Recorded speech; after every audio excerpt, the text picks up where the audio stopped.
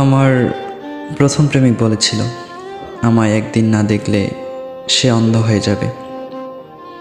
আমাদের দেখা হয় না বছর কয়েক।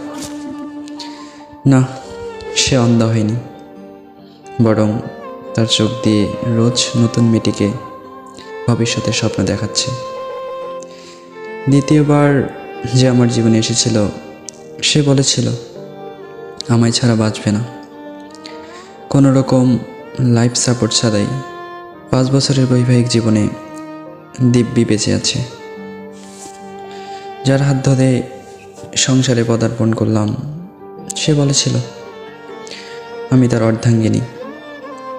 ডিভোর্সের 2 বছর পরেও তার সুন্দর জীবন চলছে।